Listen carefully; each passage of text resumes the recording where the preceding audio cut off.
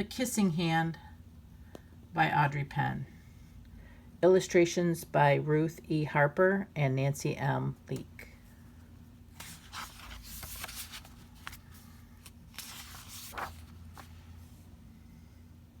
Chester Raccoon stood at the edge of the forest and cried. "I don't want to go to school," he told his mother. "I want to stay home with you. I want to play with my friends and play with my toys and read my books and swing on my swing. Please, may I stay home with you?"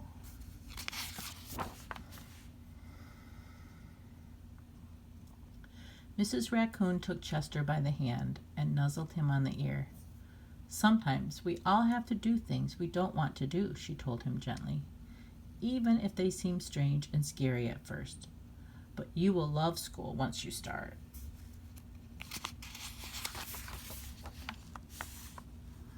You'll make new friends and play with new toys, read new books, and swing on new swings. Besides, she added, "I know a wonderful secret that will make your nights at school seem as warm and cozy as your days at home."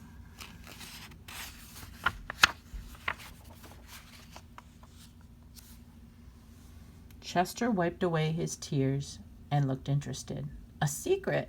What kind of secret?" "A very old secret," said Mrs. Raccoon. "I learned it from my mother, and she learned it from hers. It's called the Kissing Hand." "The Kissing Hand?" asked Chester. "What's that?"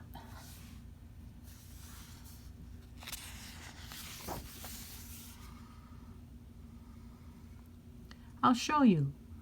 Mrs. Raccoon took Chester's left hand and spread open his tiny fingers into a fan.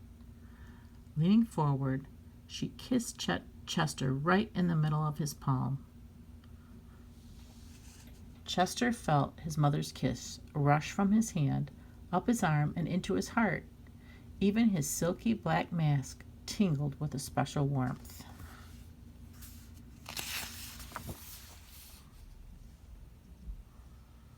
Mrs. Raccoon smiled.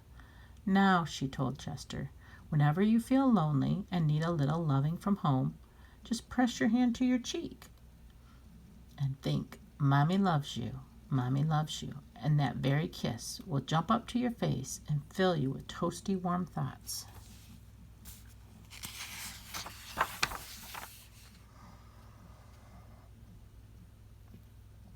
She took Chester's hand and carefully wrapped his fingers around the kiss. "Now, do be careful not to lose it," she teased him.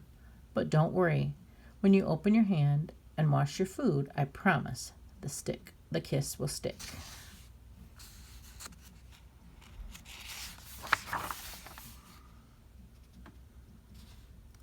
Chester loved his kissing hand.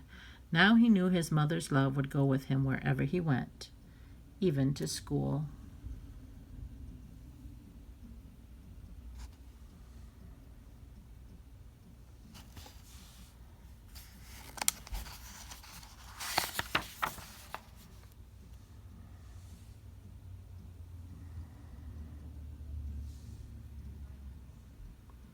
That night, Chester stood in front of his school and looked thoughtful.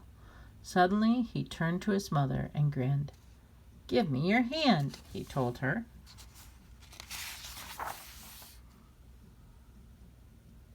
Chester took his mother's hand in his very own and unfolded her large, familiar fingers into a fan. Next, he leaned forward and kissed the center of her hand.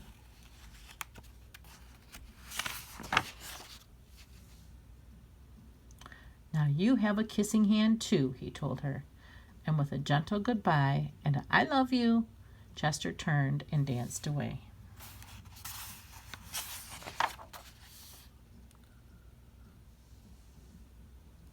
Mrs. Raccoon watched Chester scamper across the tree limb and enter the school. And as the hoot owl rang in the new school year, she pressed her left hand to her cheek and smiled.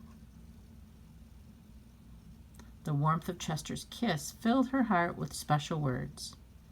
"Chester loves you," it sang. "Chester loves you."